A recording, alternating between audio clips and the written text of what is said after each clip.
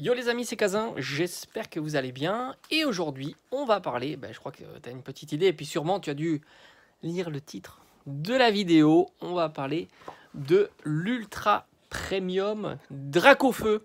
Et oui, les items un petit peu énormes, où il y a énormément de boosters, des cartes promotionnelles, les items un peu tendance en ce moment. On a eu le premier item Ultra Premium avec les 25 ans. Alors lui, c'est vraiment très particulier. D'ailleurs, il est satellisé. Si tu regardes en ce moment, ça doit être entre 600 et 700 euros le prix de CD pour cet item. Et on a eu par la suite le Dracofeu. Et tu connais plus récemment le Mew, tout simplement. Donc ça fait un petit peu écho avec le Mew qui est sorti maintenant il y a quelques jours, peut-être quelques semaines. D'ailleurs, c'est assez marrant de voir que tu en trouves beaucoup sur le marché secondaire et dont les prix ne sont pas encore envolés. Alors je dis encore parce que je suppose, même si on n'en est jamais sûr, qu'à un certain moment, les prix vont partir à la hausse. Alors pour te donner un petit peu une ordre d'idée, un ultra premium Dracofeu, c'est grosso modo, alors si on donne une fourchette, c'est plutôt simple, c'est entre 220 et 250 euros. Voilà. Et c'est un prix qui, je crois, mais j'en suis pas sûr à 100%, a été atteint dès la sortie, quasiment. Il y avait peu de stock en boutique.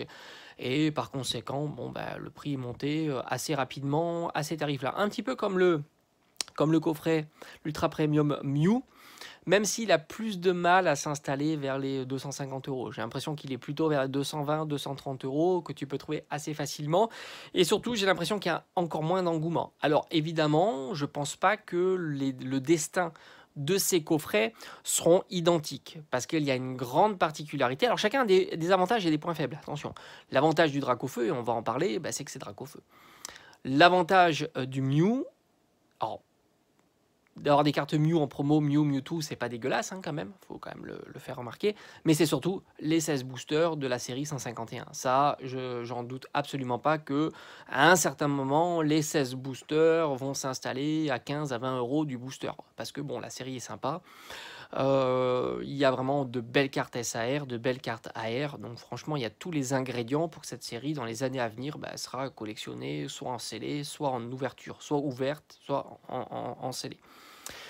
Maintenant, pour le Dracofeu, parce que c'est là où on va discuter de ce coffret-là, alors on va plutôt s'attarder après sur les cartes individuelles, mais tout ça est évidemment lié. Le côté négatif de ce coffret, ce sont les 16 boosters. Tu as du panachage et tu as tout un tas de séries différentes. Donc pour que ce coffret prenne de la valeur, alors il n'est pas rare, donc en scellé, il ne sera pas rare en scellé. Dans 5 ans, tu en trouveras des items comme ça en scellé. Il n'y a pas de raison que le stock disparaisse. Je ne pense pas que dans 5 ans, tous les ultra premium soient soit gardés en collection, soit tout simplement ouverts. Et par conséquent, pour que l'item s'apprécie, il n'y a pas 36 solutions, il y a deux, les cartes promo qui augmentent de prix, ou les séries qui augmentent de prix. Étant donné que le scellé de cet item-là va dépendre de ce qu'il y a à l'intérieur, les cartes promo ne vont valoir plus cher que si l'item scellé vaut plus cher.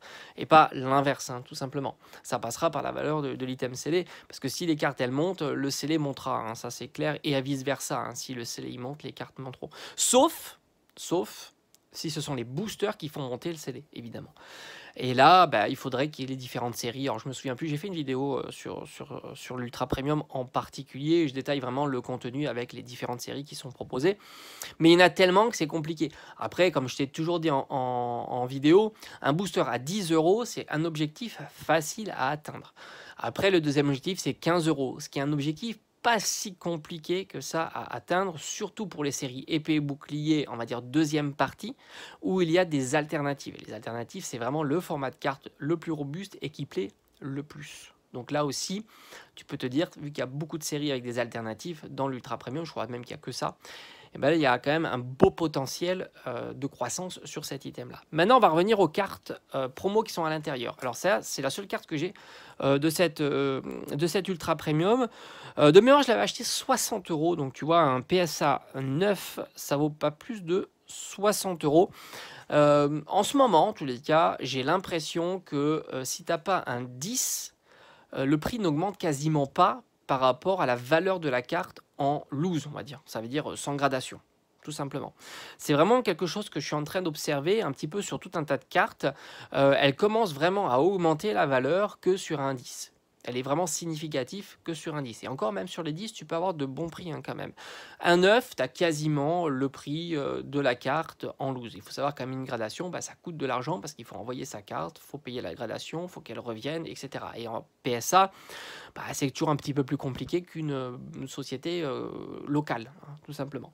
On va pas s'occuper des cartes gradées, c'est pas là l'idée de la vidéo. Ce sont des cartes qui ont souvent des petits défauts, hein. Ces cartes-là, ces cartes promotionnelles ont régulièrement des petits défauts, donc le 10, c'est pas étonnant qu'il vaut assez cher, tout simplement. C'est pour ça d'ailleurs que j'ai acheté un 9 et non pas un 10, parce que j'avais pas tout simplement le budget pour acheter du PSA 10, et les PSA 10 sont partis, et je comprends tout à fait, parce que ce sont des cartes qui sont pas si faciles à avoir en 10 et tu as toujours un risque quand tu envoies ta carte, à moins que tu l'aies vraiment très très bien observé. Et puis tu peux toujours avoir les aléas, hein, tout simplement.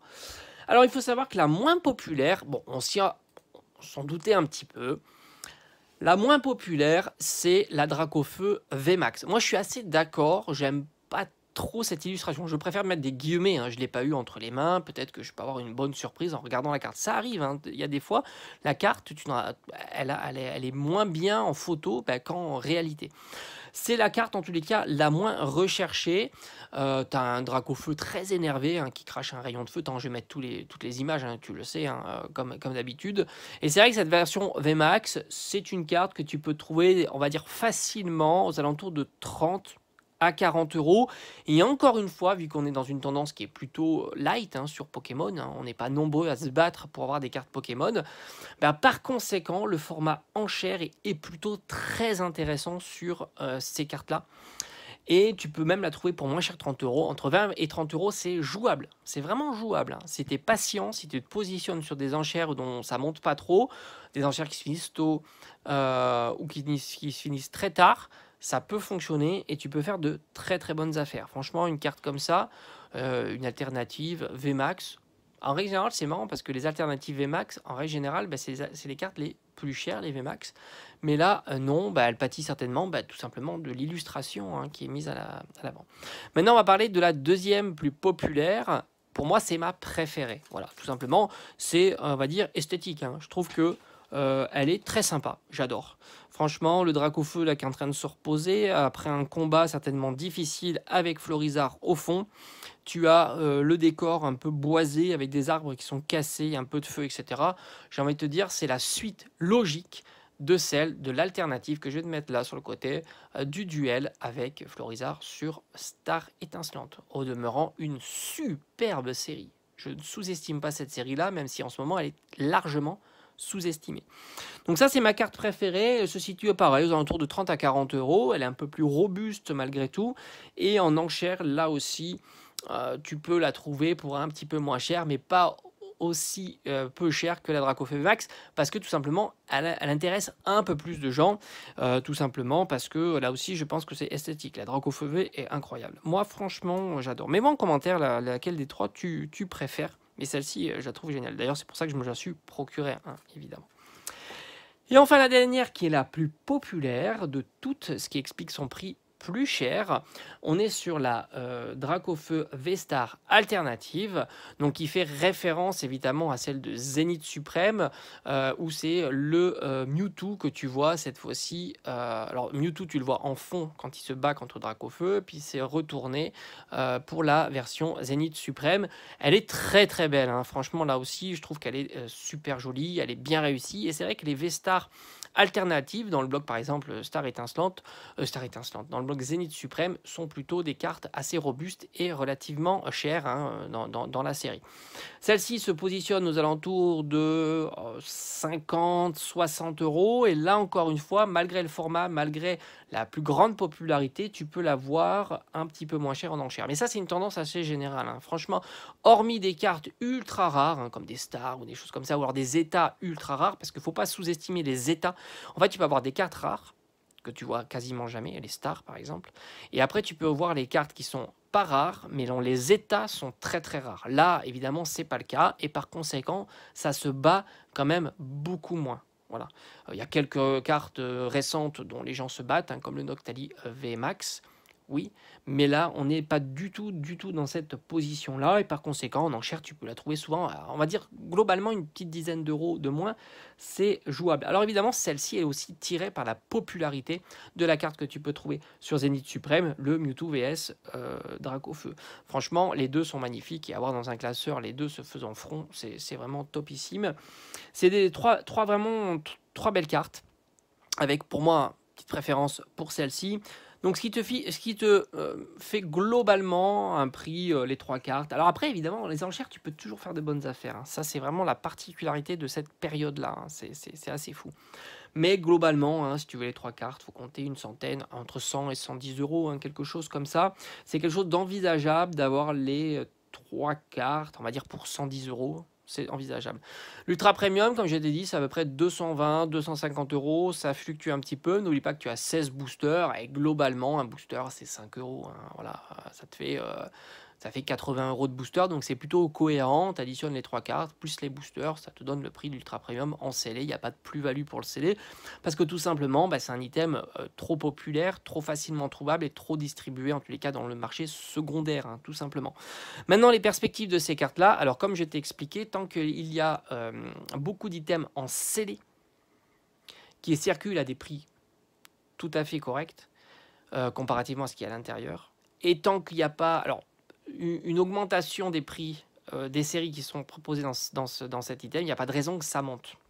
Parce que si les cartes commençaient à monter, tu aurais le scellé qui monte, hein. Forcément, tout ça, c'est lié. Donc, c'est intéressant d'observer tout simplement l'évolution de l'Ultra Premium. Si l'Ultra Premium commence à dépasser les 250 euros, il n'y a pas de raison pour que les trois cartes ne suivent pas la tendance. Et à l'inverse, si les cartes commencent à être recherchées, il n'y a pas de raison que l'Ultra Premium ne monte pas en prix, hein. Tout ça est fortement lié. Et enfin, le troisième paramètre, c'est les boosters à l'intérieur. Les séries s'apprécient.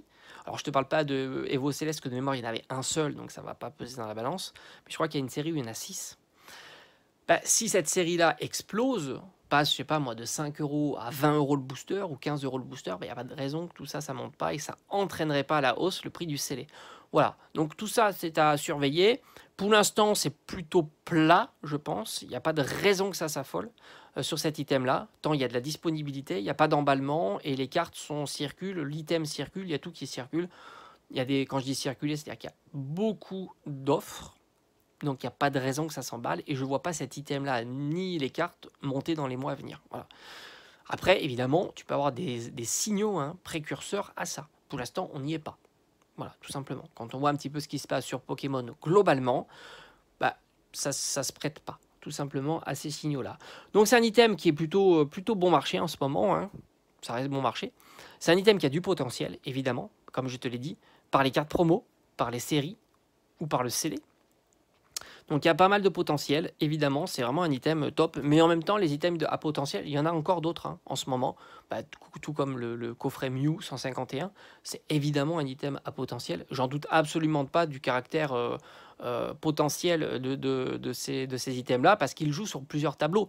Ils peuvent même manquer un jour en scellé, hein. C'est quelque chose qui est possible. Les quantités ne sont pas non plus astronomiques. Il y a des ouvertures, il y a des box breaks, des choses comme ça. Il y a tout un tas comment dire, ce coffret peut circuler dans tout un tas de manières différentes. Les box breaks, c'est plus un détail, hein. C'est quand même hyper présent dans le milieu Pokémon maintenant, ce qui va faire disparaître une quantité assez astronomique d'items scellés et qui peut aussi entraîner une croissance sur le prix du scellé, tant les boosters partent à un certain prix, hein. Ça aussi, il ne faut pas le sous-estimer. Donc c'est vrai que le box break, c'est un paramètre assez intéressant. Alors est-ce que ça va durer dans le temps? Alors franchement, j'en sais rien.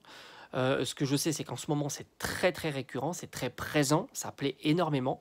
Et ça c'est un paramètre qui permet on va dire, de soutenir un petit peu la tendance. Imagine-toi s'il n'y avait pas les box breaks, ça serait peut-être encore plus catastrophique sur le prix du scellé, le prix des cartes, etc. Mais il y a quand même le box break qui qui maintient un petit peu tout ça. Alors si un jour le box break commence à dévisser, à ne plus plaire, etc., ça sera peut-être un signal. Et puis au contraire, si le box break prend encore plus d'ampleur, ça sera un autre signal à observer. En tous les cas, il se passe des choses sur Pokémon, c'est plutôt très agréable. Il y a des items qui sont pas si chers comparativement à ce qu'ils proposent et leur potentiel. Et puis voilà, hein, il va y avoir d'autres périodes, les soldes, etc. Et ça sera aussi des informations supplémentaires. Si on voit beaucoup d'items Pokémon en solde, dis-toi que c'est une information plutôt très fort, hein, très puissant. Allez, je te dis à bientôt, j'espère que ça t'a plu. Laisse-moi un message, un petit peu ton ressenti sur tout ça. Allez, je te dis à bientôt. Ciao, ciao, ciao.